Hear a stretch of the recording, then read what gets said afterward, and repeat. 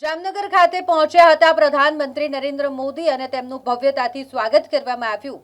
જામનગરમાં જે રીતે ભારતીય જનતા પાર્ટીએ જીત હાંસલ કરી છે તે ચૂંટણી પરિણામની પણ પ્રધાનમંત્રી નરેન્દ્ર મોદીએ ચર્ચા કરી અને સાથે તેમણે એમ પણ કહ્યું કે હાલ જે પરિસ્થિતિ છે રાજનીતિની એ પરિસ્થિતિમાં કોઈ એક પક્ષને આટલા મોટા માત્રામાં આટલા મોટી સંખ્યામાં જનસમર્થન મળવું એ પણ એક ઇતિહાસ રચાય તેવું છે અને આ જનસમર્થન મળતું રહ્યું છે, ઉત્તરોત્તર તેમાં વધારો થઈ રહ્યો છે તે પણ એક કહી શકાય કે અભ્યાસનો વિષય છે। સાથે પશ્ચિમ બંગાળમાં ભારતીય જનતા પાર્ટીએ જે જીત હાંસલ કરી છે તેને લઈને પણ તેમણે વાત કરી। આપણા સ્થાન ઉપર ઉભા થઈને ભારત માતા કી વંદે વંદે વંદે ભારત માતા કી જય જય ગરવી ગુજરાત।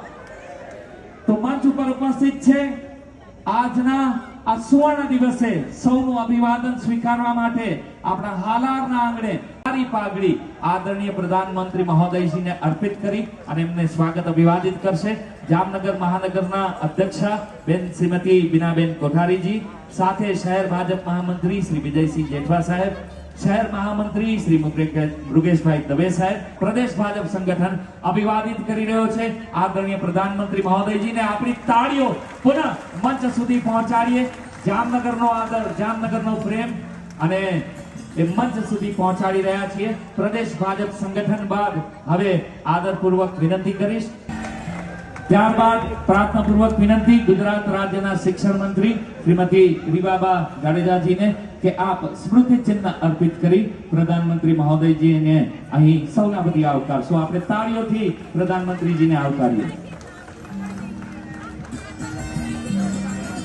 અને ત્યારબાદ મારી વિનંતી જામનગર અને દેવભૂમિ દ્વારિકા જિલ્લાના માનનીય સાંસદ બેન શ્રી પૂનમબેન માડમને કે આપ બાંધણીનો ખેસ અને શ્રીજી બાવાની છબી અર્પિત કરી પ્રધાનમંત્રી મહોદયશ્રીને જામનગરના આંગણે આવકારશો।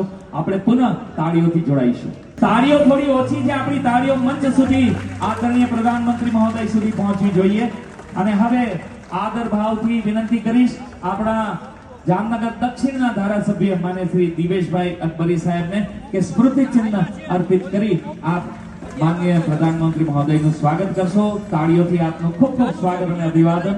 પણ પહેલી વાર હું જોયું છે કે બંગાળની ચૂંટણીઓ સમગ્ર દેશમાં જાણે,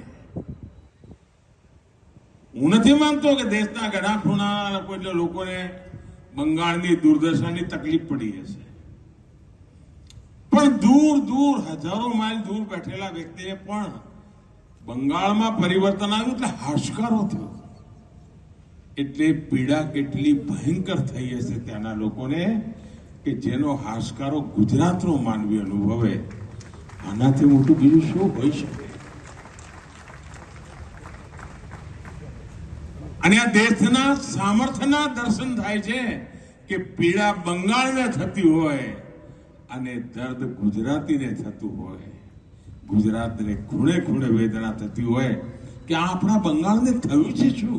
વર્તમાનની રાજનીતિની સ્થિતિ એવી છે કે આટલો લાંબો સમય જન સમર્થન મળતું રહે અને ઉત્તરોત્તર વધતું રહે એ ખૂબ મોટા અભ્યાસનો વિષય છે।